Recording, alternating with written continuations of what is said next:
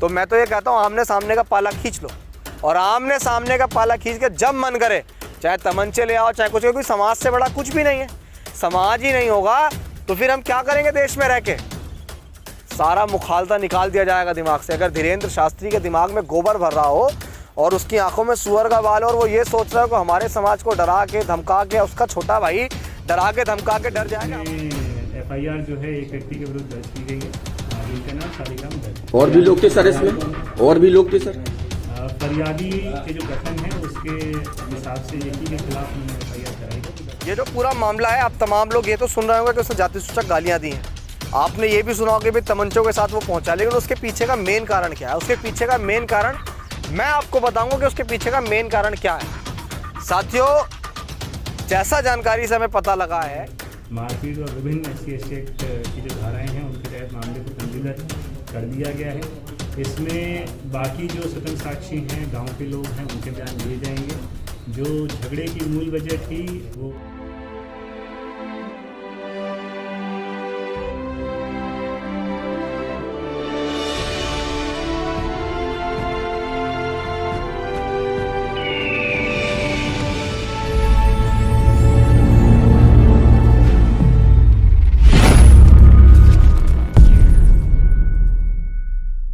जय भीम।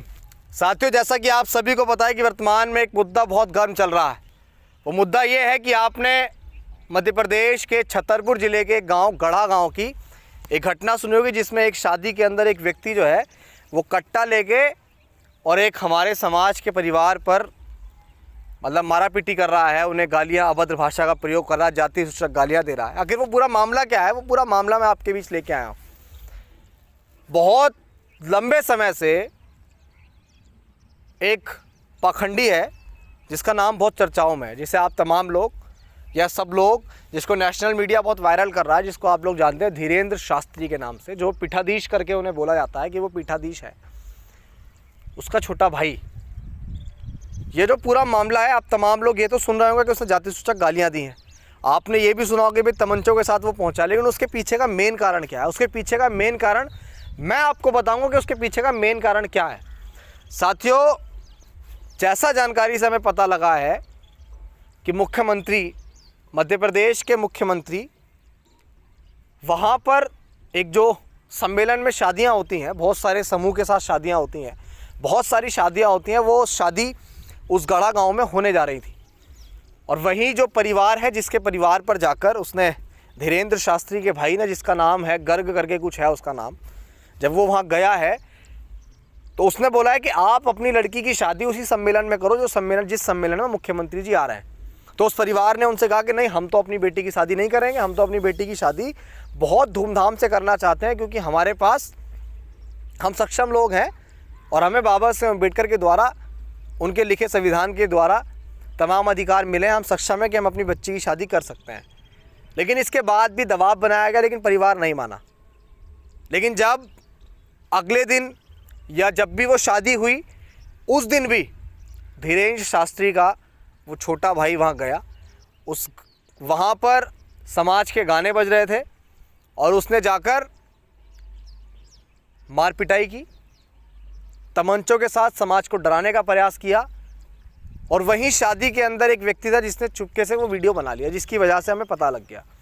अब आपको मैं यहाँ बताना चाहता हूँ कि आप देख लीजिए कि धर्म की आड़ में, पाखंड की आड़ में किस तरह की गुंडागर्दी की जा रही है। भाई, ये देश संविधान से चलता है। ये देश किसी के बाप की पपोती नहीं है। ना हम किसी की मर्जी से गाने चलाएंगे, ना हम किसी की मर्जी से किसी सम्मेलन में शादी करेंगे।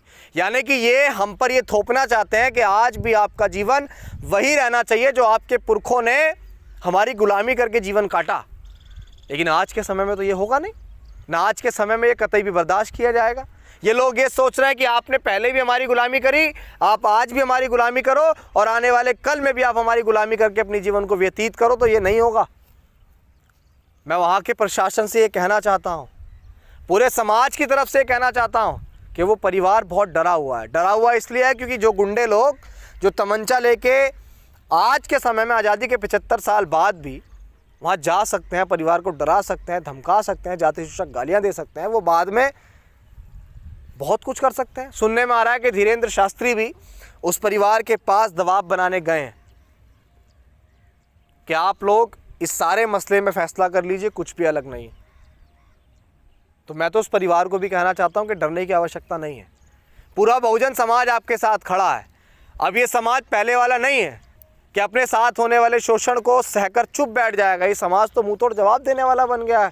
आज का जो यूथ है वो एम्पावर हो चुका है। वो यूथ आपकी किसी भी चीज़ को सहन करने वाला नहीं है। अगर धीरेंद्र शास्त्री के भाई में इतना ही दम है, या उस शास्त्री में भी इतना दम है, या वो लोग ये सोच रहे हैं कि हम बहुत बड़े जो है पोंगा बन के बैठ गए तो हमारी सियासत यहाँ पे चलेगी, तो मैं तो ये कहता हूँ आमने सामने का पाला खींच लो। और आमने सामने का पाला खींच के जब मन करे चाहे तमंचे ले आओ चाहे कुछ, क्योंकि समाज से बड़ा कुछ भी नहीं है। समाज ही नहीं होगा तो फिर हम क्या करेंगे देश में रह के? सारा मुखालता निकाल दिया जाएगा दिमाग से। अगर धीरेंद्र शास्त्री के दिमाग में गोबर भर रहा हो और उसकी आंखों में सुअर का बाल, और वो ये सोच रहा है कि हमारे समाज को डरा के धमका के, उसका छोटा भाई डरा के धमका के डर जाएगा, हमारे पास है, हम काबिल हैं, बाबा साहेब अम्बेडकर के संविधान ने हमें काबिल बनाया है, हम अपनी बच्चियों की शादी बहुत अच्छे से कर सकते हैं, हमारी बहनों की शादी कर सकते हैं, किसी का बाप भी हमें नहीं रोक सकता है। वहाँ के प्रशासन से कहना चाहता हूँ कि SC ST में आपने मुकदमा कर दिया है, लेकिन अब ये समाज बदलेगा नहीं।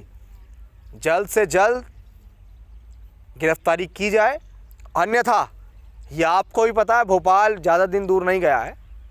दोबारा भोपाल में जिस तरह का जनसमूह उमड़ा वो दोबारा उमड़ जाएगा, क्योंकि समाज अपने अधिकारों के लिए जाग चुका है। इसीलिए सरकार से निवेदन है, चाहे आप इसको चेतावनी समझिए, चाहे अल्टीमेटम समझिए, चाहे हमारा निवेदन समझिए, अच्छा रहेगा जल्द से जल्द ऐसे हरामखोर लोगों को आप लोग जेल की सलाखों के पीछे भेज दें। जय भीम, जय भारत, जय संविधान।